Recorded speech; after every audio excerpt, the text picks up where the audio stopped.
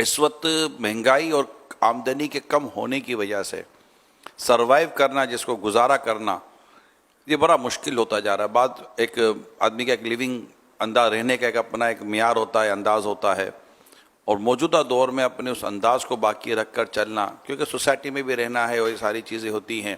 آپ کیا کہتے ہیں کہ اتنی مہنگائی میں اور کم آمدنی میں ایک کیسے بندہ اپنا گزارا کرے گا؟ اب اس میں یہ کیا آمدنی اور اخراجات میں توازن برقرار رکھے کہ اب بعض اوقات کیا ہوتا ہے کماتے کم ہیں اور خرچہ زیادہ کرتے ہیں، اور مہینہ پورا ہونے سے پہلے ہی حساب کتاب پورا کر کے اب پھر وہ قرضے مانگتے پھرتے، ادھار سامان لینا شروع کرتے، پھر تنخواہ ملتی ہے تو پھر وہ اس کو پیمنٹ کرنا یا پھر اس کو ٹال مٹول کر کے وہ جھگڑے کرنا. تو اگر خوراک میں اور رہنے سہنے کے انداز میں کچھ فرق کرنا چاہیے کہ کم خرچ میں پیٹ کیسے بھرے، اس پر بندہ غور کرے. ہمارے بزرگوں کے تو واقعات ہے کہ روٹی پانی سے کھا لیتے تھے تو اس طرح بھی پیٹ بھر جاتا. چلو تو ہم یہ اتنی زیادہ ریاضتیں نہ بھی کر سکیں تو کم از کم سادہ غذا، اور سادہ غذا کس کو بولتے ہیں میرے خیال میں یہ سب سمجھتے ہوں گے. اس طرح کا اگر کریں گے تو خرچہ بچے گا اور کم خرچ میں گھر چلے گا اور خودداری برقرار رہے گی. قرض داریوں میں بھی نہیں پڑیں گے کہ بلا کسی سخت ضرورت قرض لینا بھی نہیں چاہیے کہ یہ مطلب بڑی آزمائش کا کام ہے. فرمان مصطفیٰ صلی اللہ علیہ وسلم قرض دین کا عیب ہے. حوالہ تاریخ دمشق لابن عساکر جلد 56 پیج نمبر 523.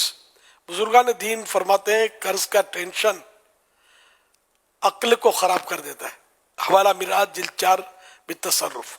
تو یوں مطلب ہے کہ قرض کی وجہ سے پھر جو نیند اڑتی ہے، ٹینشن ہوتا ہے، مطلب بعض اوقات قرض کی وجہ سے دل بھی فیل ہو جاتے ہوں گے اور کیا کیا بیماریاں گھر کر جاتی ہوں گی کہ چاروں طرف اندھیرا، کہ قرضہ اتنا لے لیا کہ اب کوئی قرض بھی نہیں دے رہا اور بھرنے کے کوئی دور دور تک اسباب نظر نہیں آ رہے.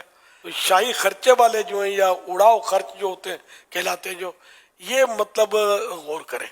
اور مینجمنٹ جب تک مینج نہیں کریں گے نا اپنی آمدنی اور اخراجات کو، جب تک آپ کامیاب نہیں ہوں گے. مطلب جتنی محاورہ ہے کہ جتنی چادر ہے بندہ اتنا ہی پاؤں پھیلائے. صحابی ابن صحابی حضرت عبداللہ ابن عمر رضی اللہ عنہما فرماتے ہیں، فرمایا رسول اللہ صلی اللہ علیہ وسلم نے خرچ میں میانہ روی آدھی زندگی ہے، نہ درمیانہ درجہ.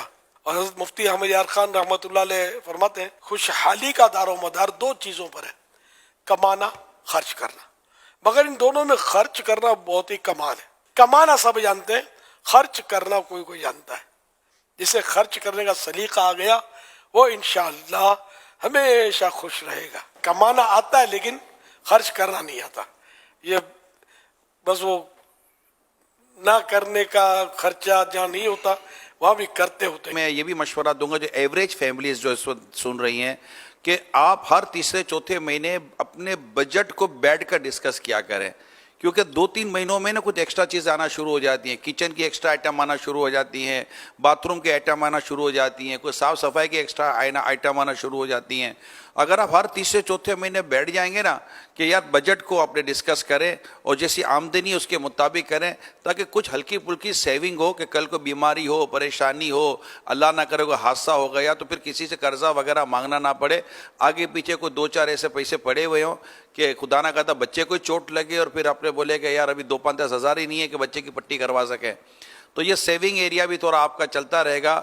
تو 2-5-20% اگر ہو سکے تو کوئی سیونگ موڈ کی طرف بھی جائیں تاکہ کسی بھی پریشانی کے وقت مانگنا نہ پڑے کسی سے، اور اللہ کرے کہ ہم ایک اس طرح کی زندگی گزاریں.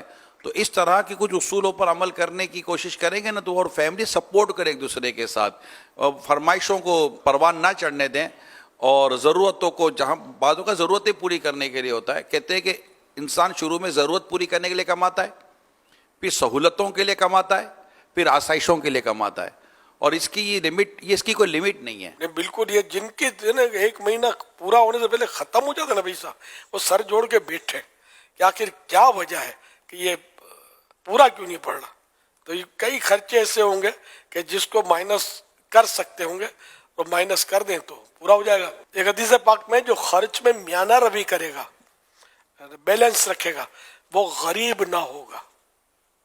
एक और हदीस पाक में जो शख्स इत्तिदाल कायम रखता है, बैलेंस कायम रखता है, अल्लाह पाक उसे मालदार बना देता है।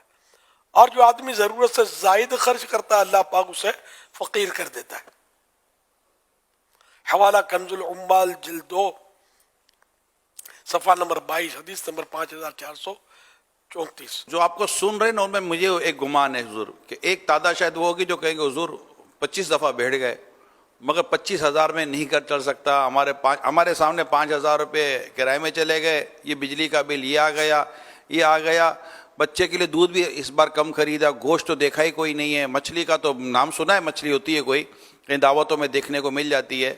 तो हुजूर ऐसे जो बेचारी फैमिलीज़ हैं, और हैं ऐसी फैमिलीज़ के जो बिल्कुल कर कसर से चलते हैं और वो नहीं इनको बचता, तो मेरी आपसे दरख्वास्त है कि इनके लिए सब्र की, शुक्र की, कनाअत की और बरकत की दुआ करते हो। अल्लाह पाक इन सबको तो सब्र अता फरमाए, बरकत दे कि अगर सब्र करेंगे फकीर साबिर, ये फकीर कहलाएंगे, गरीब मिस्कीन जिनको पूरा नहीं होता। फकीर साबिर के फजाइल फिर अपने मालदारों से, ये फकीर जो है ये जन्नत में 500 साल पहले दाखिल हो जाएंगे।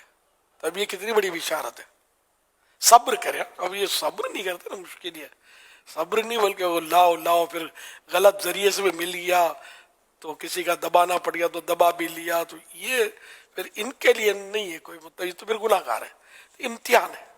हमारे अकाबिरीन ने, हमारे बुजुर्गों ने ज़रूरतन वाक़े भी तो किए हैं, बगैर खाए पिए भी तो गुजारे हैं ना वक्त, कम खाया बचा कर वो जो बच गया रूखा सूखा गुजारा कर लिया और ज़िंदगी गुजर गई। वो हमको अच्छा खाना चाहिए, फिर जो बच गया वो दूसरे दिन नहीं चलेगा, बस ही है, अभी इसको फेंक दिया। एक तादाद है जो मुश्किल ये है कि घर में जो बचता है खाना, इस पे भी मैंने कहा बहुत कुछ फेंका भी जा रहा है। ये भी एक बेबरकती की ज़ाहिर के सूरत तो सामने ही हमारे, रोटियां बच गई वो फेंक देंगे, खाना बच गया, सालन बच गया वो फेंक देंगे। तो इंशाल्लाह कोशिश करते रहेंगे, दुआएं भी मांगते रहेंगे, विर्द व वज़ाइफ भी होते हैं इसके बरकत के लिए, इंशाल्लाह तरकीब बन जाएगी।